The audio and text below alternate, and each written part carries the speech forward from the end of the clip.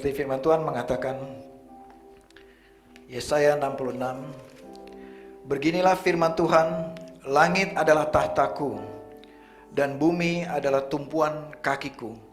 Rumah apakah yang akan kamu dirikan bagiku, dan tempat apakah yang akan menjadi perhentianku.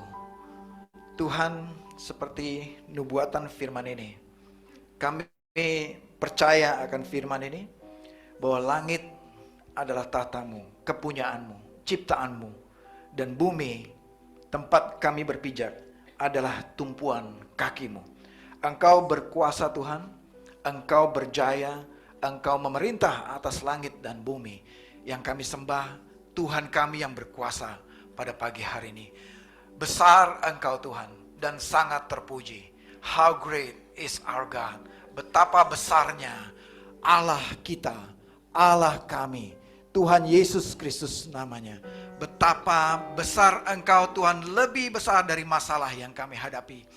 Bumi tumpuan kakimu Tuhan, bahwa tidak ada yang tidak sanggup Engkau lakukan.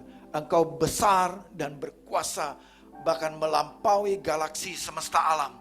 Karena Engkau adalah pencipta, Allah yang besar, Tuhan kami, Yesus Kristus. Terima kasih Tuhan, untuk hari ini kami mau mendengar sabda firman-Mu pagi ini di dalam nama Tuhan Yesus Kristus.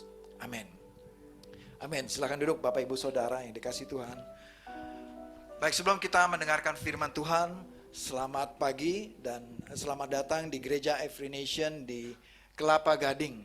Bapak Ibu Saudara, sebelum kita mendengarkan firman Tuhan, saya mau ajak saudara kita sama-sama mendoakan pada pagi hari ini. Barusan tadi pagi saya di WhatsApp oleh Gembala Every Nation Dalung, mereka dilarang beribadah pada pagi hari ini oleh lingkungan. Mari kita sama-sama kita doakan mereka.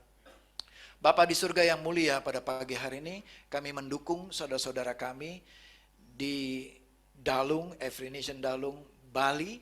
Pada hari ini mereka tidak dapat melaksanakan ibadah pertemuan onsite. Kami berdoa kiranya Roh Kudus menghibur hati mereka. Roh Kudus menguatkan hati jemaat-Mu, dan saat mereka beribadah melalui online, firman Tuhan diberitakan dan jemaat diubahkan dan mengalami berkat-Mu, hadirat-Mu Tuhan. Bahwa tidak ada yang dapat menghalangi ibadah mereka kepada Tuhan Yesus Kristus. Kami berdoa damai sejahtera. Kami berdoa berkat-Mu untuk kota Dalung, untuk pulau Bali.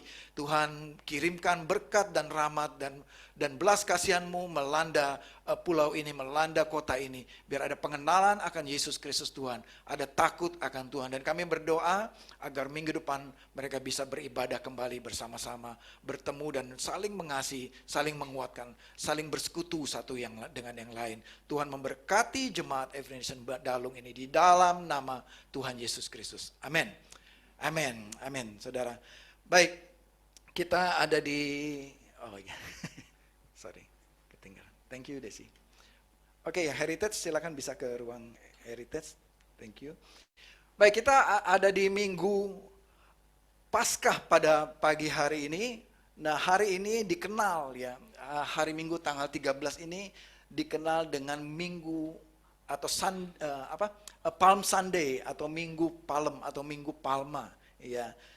Dan selama sampai dengan hari Minggu, hari Jumat Agung, lalu sampai ke hari Minggu berikutnya Paskah ya, Resurrection Sunday atau Minggu Kebangkitan. Nah, saya mendorong Bapak Ibu Saudara untuk bisa mendownload aplikasi ini.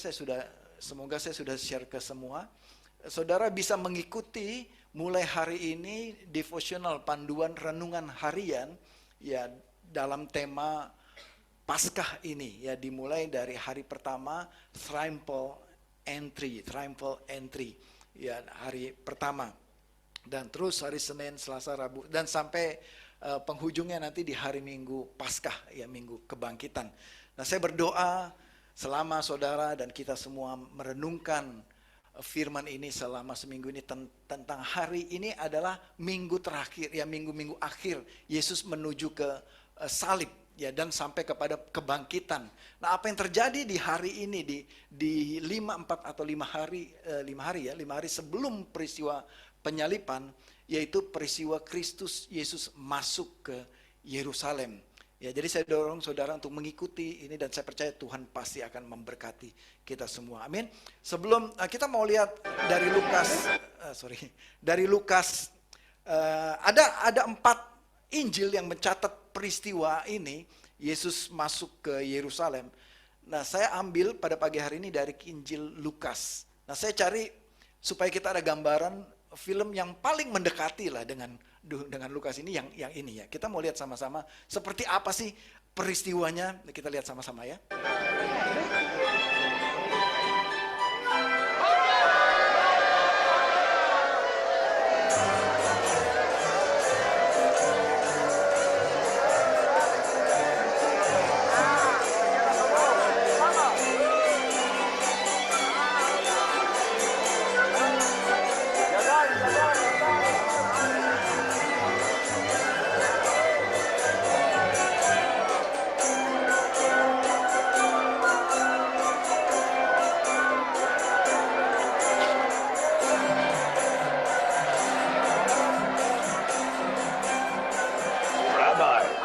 Disciples to be quiet. I tell you, if they were to be quiet, the stones themselves would begin shouting.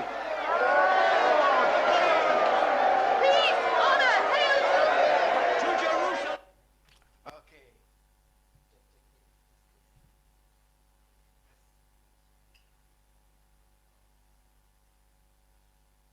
Sorry, ya udah. Oke. Sampai di situ memang cuplikan yang saya dapat dari YouTube ini ya. Jadi paling nggak kita ada bayangan.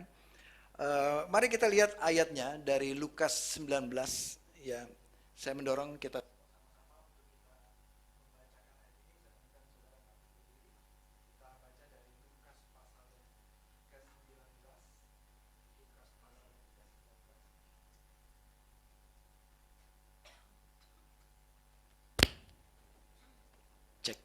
thank you Jonathan. Lukas pasal ke-19 ayat kita mulai dari ayat ke-20 ya. Ini agak banyak sampai ayat ke-40 nanti kita baca ya. Kita baca bersama-sama 1 2 3. Ketika telah mendekati Betfage dan Betania di bukit yang bernama Zaitun, Yesus menyuruh 2 orang muridnya dengan pesan, "Pergilah ke desa yang di depanmu itu. Pada waktu kamu memasukinya, kamu akan mendapati seekor keledai muda tertambat yang belum pernah ditunggangi orang. Lepaskanlah keledai itu dan bawalah kemari. Jika ada orang bertanya kepadamu, mengapa kamu melepaskannya? Jawablah begini, Tuhan memerlukannya."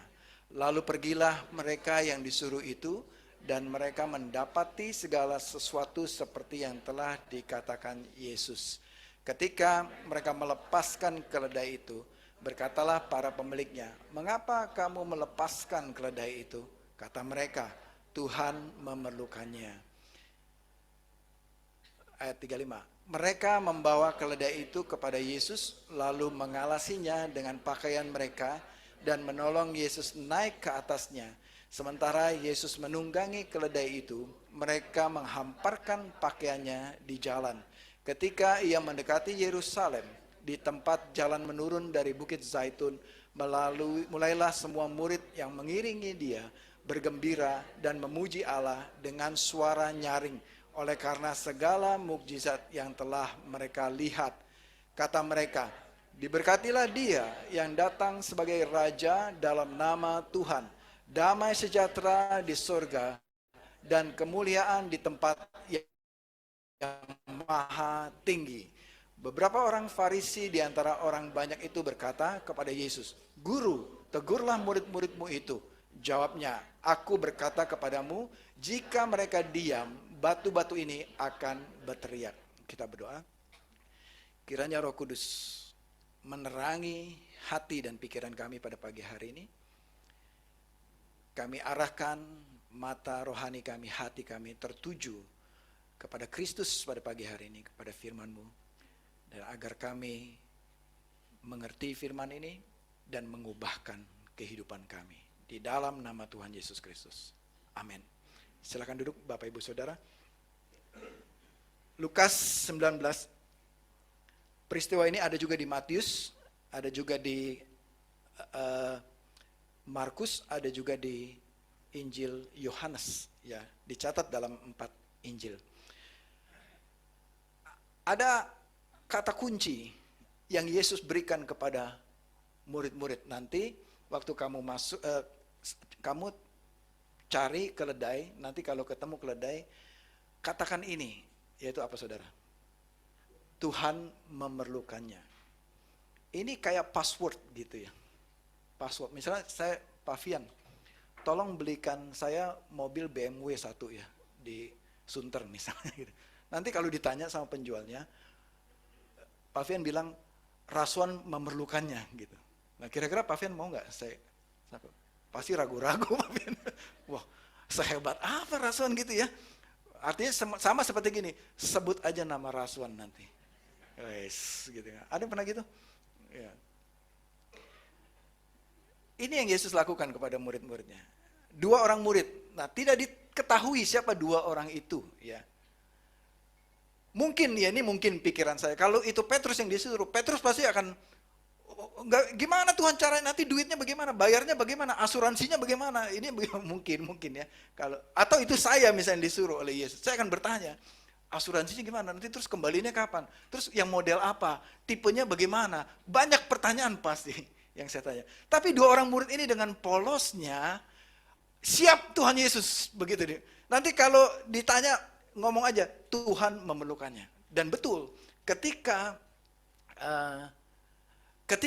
ya ini keywords, password ya. Ketika 2 orang ini bertemu dengan lihat ada keledai yang muda, yang masih kecil. Ada juga di kitab Matius dicatat ada induknya, betinanya. Lalu betul waktu mereka mau ambil ini mungkin nih keledainya. Pemiliknya nanya, udah pasti pemiliknya tanya, kok ngambil gitu, mencuri dong gitu. Tapi murid ini bilang, mereka melakukan persis seperti apa yang Yesus katakan kepada mereka. Mereka katakan passwordnya ini, the Lord need it. Tuhan memerlukannya. That's it, begitu doang, sesimpel itu. Ya, nggak usah banyak tanya, gitu. Nggak usah banyak mikir. Lakukan aja apa yang Yesus ngomong. Dan betul pemiliknya, oke silakan. Iya kan? Segampang itu kan? Kadang di awal mungkin murid-murid pikir gimana caranya, sama seperti waktu Yesus mau bikin mujizat memberi makan 5.000. Dia murid berpikir warung mana yang buka di sebelah kita, nggak ada, nggak cukup juga untuk 5.000 orang. Tapi ketika Yesus memerintahkan, lakukan saja. Amin. 2 orang murid ini lakukan saja apa yang Yesus katakan, dan betul terjadilah mereka membawa keledai ini kepada Yesus. Bapak Ibu Saudara, sewaktu merenungkan ini, kata-kata kunci Tuhan memerlukannya, atau passwordnya ya, Tuhan memerlukannya. Saya memikirkan begini, apa sih yang Tuhan perlukan? Bukankah Tuhan ini pencipta segala-galanya? Sebegitu kenyakah Tuhan membutuhkan seekor keledai muda ini? Ya.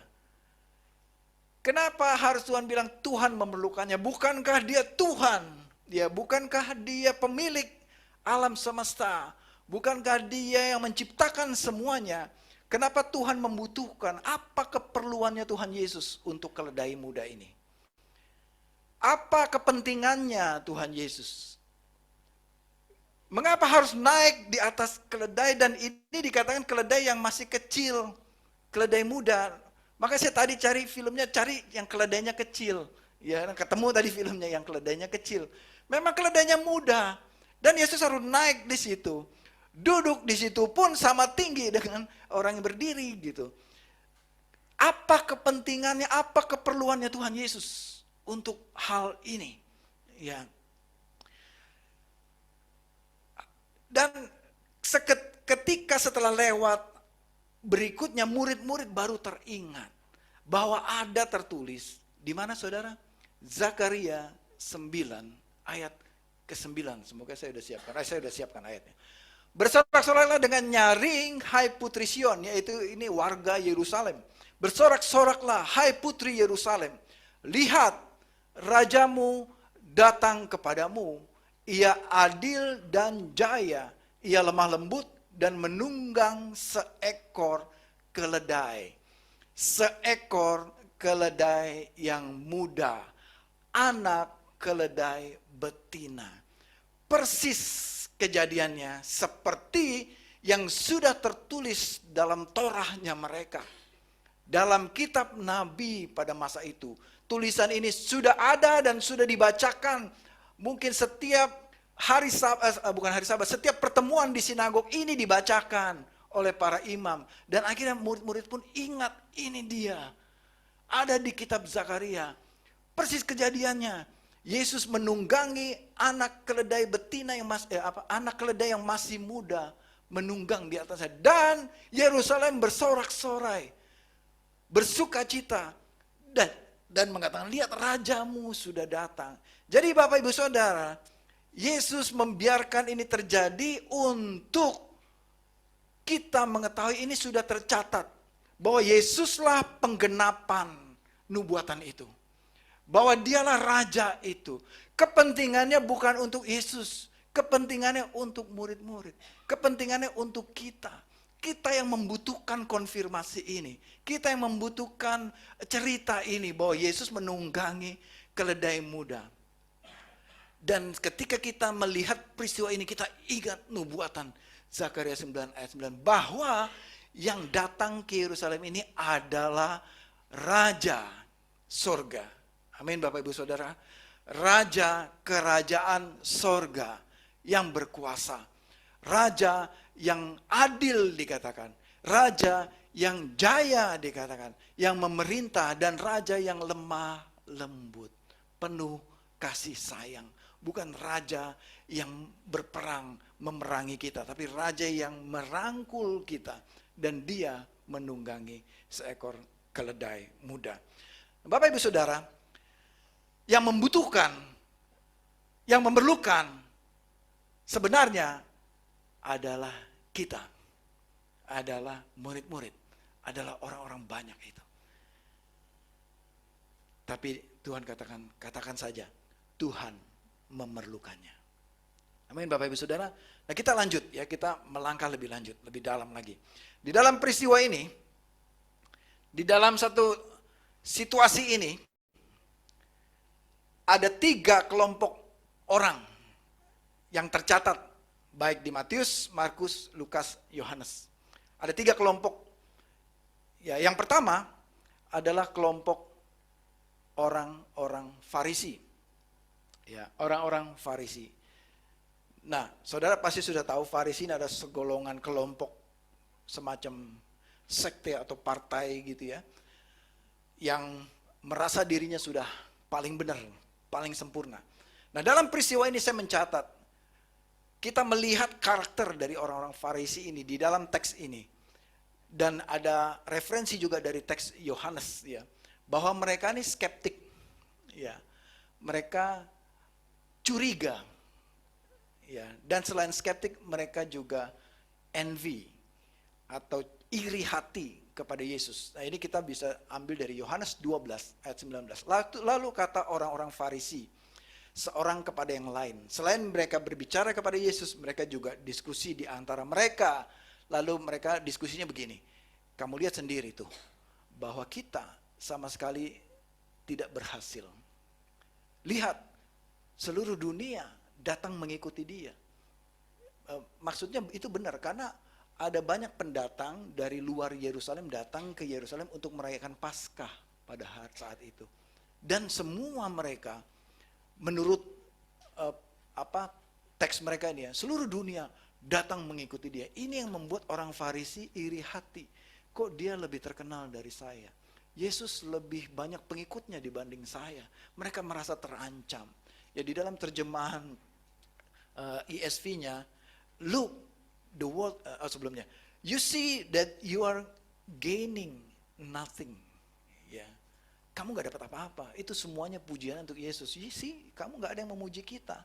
Gak ada yang, kita gak dapat keuntungan apa-apa dari sini. Jadi orang Farisi hitung-hitungan. Orang Farisi mikirnya apa keuntungannya buat saya? Apa buat saya? Siapa yang menyembah kita? Gak ada nih. Terus kita gak dapat apa-apa nih. Ya, jadi Mereka iri kepada Tuhan Yesus, orang menyembah Yesus, mereka iri. Orang memuji Yesus, mereka iri. Makanya dia tegur Yesus. Tuhan Yesus, tolong suruh diam itu semua. Maksudnya mereka, udah cukup jangan puji Tuhan terus. Pujilah saya, kata orang Farisi begitu. Ada yang begitu saudara? Saya percaya di ruangan ini nggak ada. Ya. Tidak ada orang Farisi di tempat ini. Itu 2000 tahun yang lalu. Itulah orang Farisi. Skeptik, envy, iri hati. Dan orang Farisi ini terus mengeluh dan mengkritik. Ini salah satu ya peristiwa. Nah, kalau kita baca Alkitab ada banyak lagi kan peristiwa di mana Yesus itu dikritik terus sama orang Farisi, betul? Bahkan bukan hanya dikritik. Yesus mau dijebak juga oleh orang Farisi dengan pertanyaan-pertanyaannya. Tapi Tuhanlah Tuhan, Yesuslah Tuhan. Siapa yang bisa jebak Tuhan Yesus? Dia Allah yang berkuasa. Amin. Inilah orang Farisi.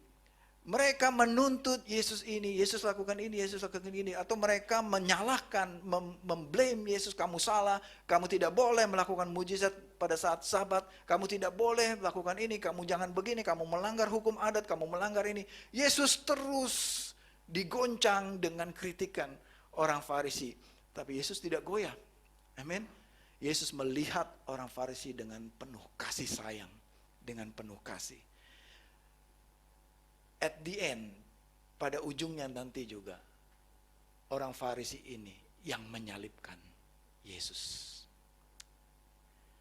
Orang Farisi inilah yang bersuka cita ketika Yesus disalib. Karena memang orang Farisi inilah yang merencanakan pembunuhan Tuhan Yesus. Kelompok yang kedua. Ini tadi ya, orang Farisi, skeptik, iri hati, penuh kritik. Bahkan dia mengkritik Yesus, menghakimi murid-murid yang lain, merasa diri paling benar, menuduh, legalistik, ya, dan mereka berniat membunuh Yesus. Kelompok yang kedua, orang-orang banyak. Tadi kita udah lihat kira-kira gambarannya ya. Yesus bersuka cita atas orang-orang banyak ini. Mereka mengiringi Yesus dengan gembira. Mereka memuji-muji Allah, Hosana, Hosana, ya bagi Raja di tempat yang maha tinggi. Dan dengan suara nyaring mereka memuji-muji Tuhan. Diberkatilah dia yang datang sebagai raja dalam nama Tuhan. Damai sejahtera di surga dan kemuliaan di tempat yang maha tinggi. Orang-orang banyak mengikuti Yesus, ya. Dan Yesus semakin dikenal oleh orang banyak. Semakin banyak orang mengikuti Yesus dan terus mencintai Tuhan Yesus. Dan mereka terus memuji-muji dan menyembah Tuhan. Mereka menerima Yesus sebagai raja dalam kehidupan mereka. Mereka meninggikan Kristus. Ya, Tuhan bersuka cita atas mereka. Bahkan Yesus katakan kepada orang Farisi, kalau orang banyak ini diam, batu-batu ini juga akan bersorak-sorai. Semua benda mati akan jadi hidup, jadi bersorak-sorai. Jadi Tuhan Yesus bersuka cita karena begitu banyak orang mulai mengenal Kristus. Bapak Ibu Saudara,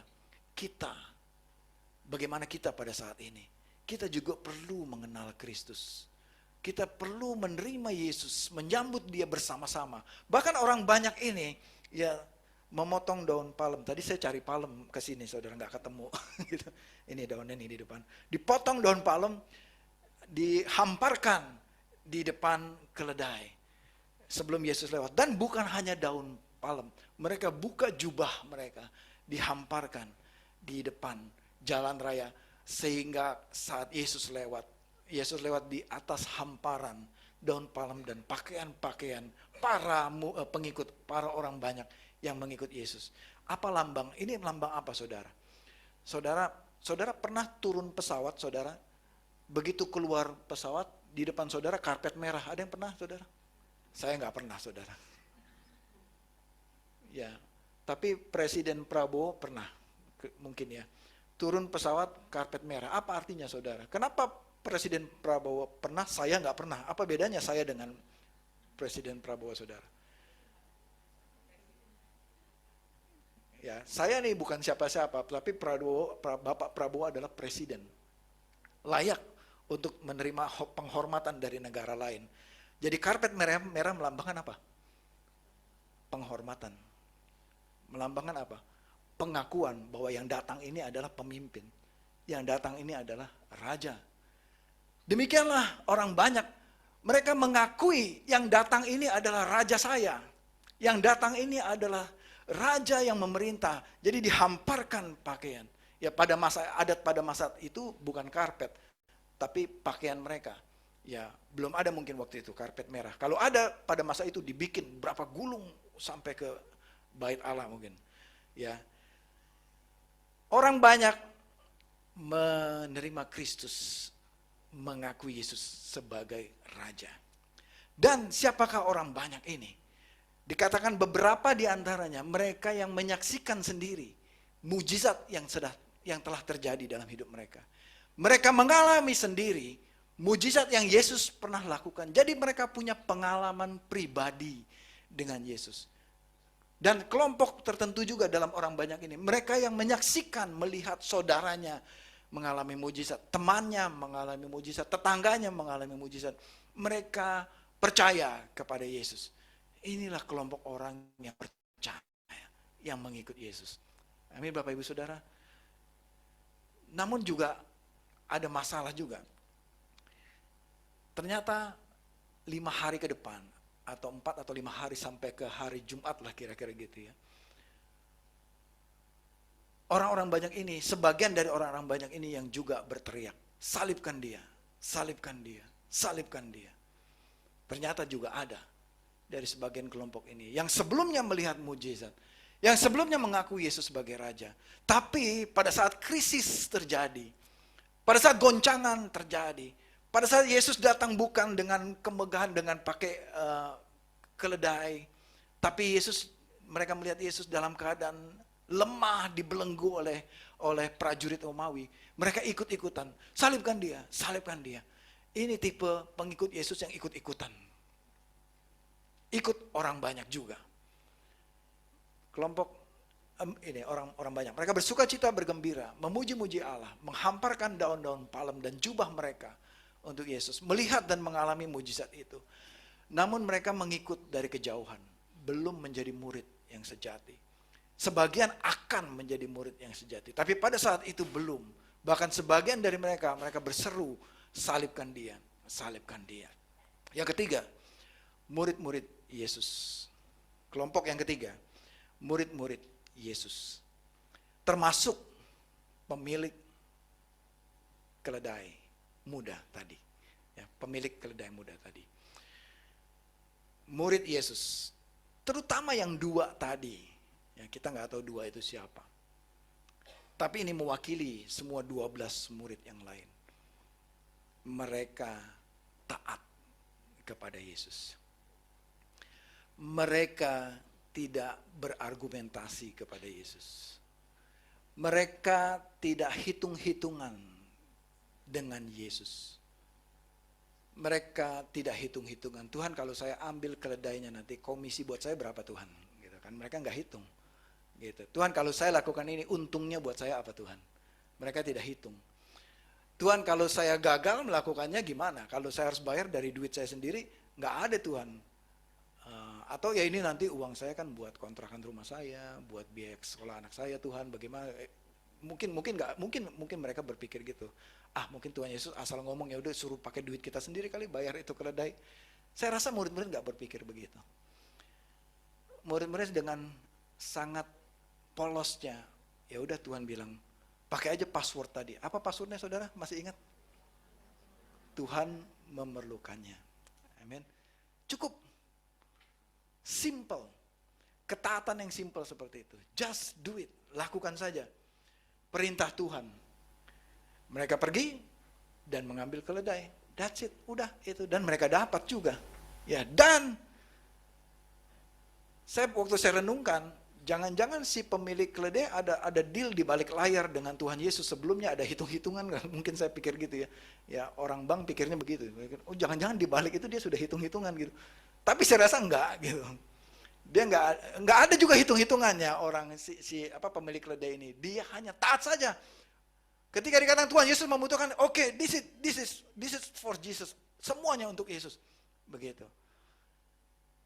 Amin saudara. Itulah murid. Termasuk pemilik keledai tadi.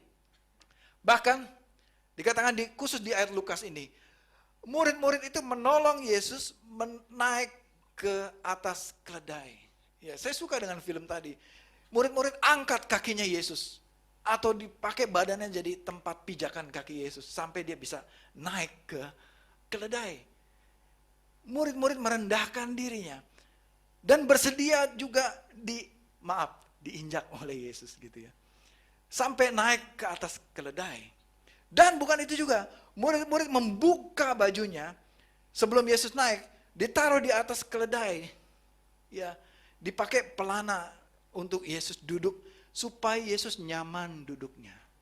Berapa lembar kain yang dipakai di atas keledai, Saudara? Ada yang tahu? It's okay, saya juga nggak tahu, Saudara. Ya, nggak apa-apa. Jadi artinya ada banyak mungkin ya, ada beberapa murid-murid yang buka bajunya ini untuk Yesus, lalu dia duduk di atas keledai. Yang lain nggak kebagian, terlalu tinggi nanti. Yang lain buka baju ini, taruh di jalan dihamparkan, ditaruh di jalan dihamparkan. Dan orang banyak ikut apa yang murid-murid lakukan, dikatakan begitu. Bapak Ibu Saudara, sepertinya saya melihat ini hina sekali. Baju, Saudara, sebenarnya tadi malam saya sudah berpikir pagi ini saya akan pakai jas. Gitu. Tapi maklum mungkin faktor lupa saya bawa jas, Saudara. Maksud saya mau buka jas saya mau hamparkan di jalan gitu. Terus diinjak-injak sama keledai. Bagaimana perasaan Saudara? Saudara siapa yang punya gaun paling mahal di sini? Ada nggak? Jas yang paling mahal. Bersediakah Saudara? Jas Saudara yang paling mahal, gaun Saudara yang paling mahal. Nanti ya kalau saya mau lewat, tolong jas Saudara taruh di depan jalan. Mobil saya mau lewat. Saudara bagaimana perasaannya coba? Kalau kayak gitu. Nggak rela lah ya. Ini gaun mahal-mahal begini dipakai, dilindas mobil gitu kan. Diinjak-injak sama keledai. Saudara, murid-murid nggak kepikiran itu semua. Yang murid-murid pikirkan, the king has come. Raja saya mau datang. Apa aja yang ada pada saya buka semua ini. Untuk sang raja bisa lewat. Mau diinjak-injak keledai nggak masalah. Mau dihina-hina nggak masalah. Mau diapain nggak masalah. Yang penting raja saya bisa lewat. Amin, Saudara. Seperti itu murid-murid lakukan. Murid-murid tidak mengeluh. Murid-murid tidak protes. Murid-murid tidak berargumentasi. Murid-murid tidak merasa terhina juga. Murid-murid tidak kecewa apa yang Tuhan Yesus lakukan. Dan ini juga, murid-murid tidak iri hati kepada Yesus. Beda dengan orang Farisi tadi. Kok dia yang kalau di Instagram, dia yang dapat follower terbanyak, gue gak dapat followernya gitu kan. Jadi kira-kira we got nothing kata orang Farisi. We gain nothing kata orang Farisi. Murid-murid gak berpikir begitu. It's okay. Kita nggak gain nothing. Yang penting raja kita mendapatkan puji-pujian. Raja kita mendapatkan kebesaran. Raja kita masuk ke Yerusalem memerintah sebagai raja. This is our king. Bagi murid-murid begitu. Dan murid-murid lakukan dengan taat apa yang Tuhan mau lakukan. Amin, Saudara. Murid-murid, 12 murid, termasuk pemilik keledai ini melakukan perintahnya menjadi pelaku firman Tuhan. Memberikan apa yang ada pada mereka. Memberikan semua bahkan kehidupan mereka kepada Tuhan Yesus Kristus. Ya, mereka menjadi murid, bukan hanya pengikut saja. Dan ketika masa krisis Yesus nanti di hari Jumat, Yesus disalib. Bukan berarti mereka pahlawan semua. Yes, mereka juga kocar-kacir. Ya, sama seperti orang banyak. Tapi mereka bertahan, menunggu Yesus. Dan mereka menyaksikan tubuh kebangkitan Yesus Kristus. Sebagian di antara mereka hadir di dalam salib itu.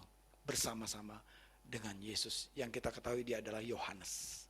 Dia bersama-sama dengan Tuhan Yesus. Artinya Saudara, mari kita renungkan hal ini. Ada 3 kelompok orang dalam peristiwa ini. Orang Farisi, orang banyak, dan 12 murid. saudara. Pertanyaannya, kita di kelompok yang mana? Siapa saya? Are we a Pharisee? Apakah saya orang Farisi? Apakah saya pengunjung gereja, pengikut yang pasif dari kejauhan? Atau saya murid Yesus? Renungan ini untuk kita pada hari ini. Memasuki Minggu Paskah ini. Sebentar kita akan lewati, bahkan sampai Jumat Agung. Ketika kita melewati peristiwa ini, kita merenungkan baik-baik siapa saya. Kita memaknai Paskah ini Bapak Ibu Saudara dengan merenungkan, bertanya kepada diri saya sendiri. Kepada diri kita sendiri. Di awal Minggu Paskah ini, siapa saya? Di kelompok mana saya? Bagaimana saya selama ini? Apakah saya, rupa-rupanya saya seperti orang Farisi ya, yang mengeluh terus, yang merasa kurang terus, yang mengkritik terus, yang selalu iri hati kepada Tuhan. Atau saya hanya mau minta berkat-berkat Tuhan saja. Atau saya hanya mau minta pertolongan Tuhan saja. Atau saya ini kelompok murid yang bersedia, Tuhan ini aku Tuhan. Ambil semuanya Tuhan. Pakai semuanya untuk kemuliaan nama-Mu. Saudara yang mana? Saudara ada di kelompok yang mana? Saya percaya saat Tuhan Yesus mengatakan ini kepada saudara, mungkin dalam minggu ini, dalam renungan minggu ini, Tuhan akan berkata begini kepada saudara. Saudara, aku memerlukannya. Apa jawaban saudara ketika Tuhan bertanya, aku memerlukannya? Bagaimana kalau Tuhan bertanya, aku memerlukan kamu? Saudara, ketika Tuhan bertanya ini kepada saudara, siapkanlah jawabannya. Apa yang mau saudara jawab kepada Tuhan? Apa jawaban saudara? Hidup satu kali putaran, saudara. Hidup satu kali putaran. Kita nggak bisa ulang. Ya. Kalau pertandingan sepak bola ya udah 90 menit, selesai, nggak bisa diulang, saudara. Sama seperti kehidupan. Kita nggak bisa ulang. Oleh karena itu jawaban ini kita perlu siapkan. When God asks you, ketika Tuhan tanya saudara, I need you. I need you. Aku memerlukannya. Memerlukan siapa? Ya, yang Tuhan perlukan. Ya. Tuhan memerlukan dalam teks ini keledai, jubah murid-murid yang diinjak-injak dan kotor tadi di pinggir jalan, daun palem yang rusak, ya diinjak-injak keledai. Tuhan memerlukan. Mungkin saudara terhina, mungkin saudara kotor hidupmu, mungkin saudara rusak hidupmu, tapi God need you. Tuhan tetap butuh saudara. Amin. Tuhan tetap butuh saudara. Tuhan Yesus memerlukan saudara dan saya. Amin. Katakan sebelah kiri kanan, Tuhan Yesus memerlukan saudara dan saya. Tuhan memerlukannya. Amin. Saya tutup ayat terakhir saudara. Sesungguhnya aku berkata kepadamu, segala sesuatu yang telah kamu lakukan untuk salah seorang dari saudaraku yang paling hina ini, kamu melakukannya untuk aku. Mungkin saudara ketemu orang yang paling hina dalam hidupmu. Lihatlah begini. This is Jesus. Ini adalah Yesus. Mungkin saudara ketemu orang yang paling miskin. Tapi lihatlah begini, ini adalah Yesus. Karena Yesus selalu mengidentikan dirinya dengan orang. Ketika Tuhan katakan, Tuhan memerlukannya. Itu berarti orang itu memerlukan saudara. Karena Tuhan ada di situ. Ketika engkau melihat orang terhilang, yang tidak tahu arah jalan kebenaran, yang rusak hidupnya dan terhilang hidupnya, ingatlah kata-kata ini, Tuhan memerlukannya. Artinya orang itu memerlukan saudara. Dia membutuhkan kasih Kristus. Amin saudara. Mari kita renungkan sejenak. kita renungkan baik-baik pada pagi hari ini. Siapakah saya? Siapakah saya? Apa jawaban saya?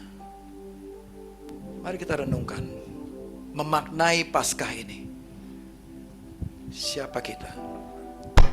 Dan ketika kita berjumpa dengan orang lain, ketika mereka mengatakan saya membutuhkan kasih, apakah kita menjawabnya? Seperti murid-murid menjawab kebutuhan Yesus. Tuhan memerlukannya. Itu berarti juga Tuhan memerlukan saudara dan saya.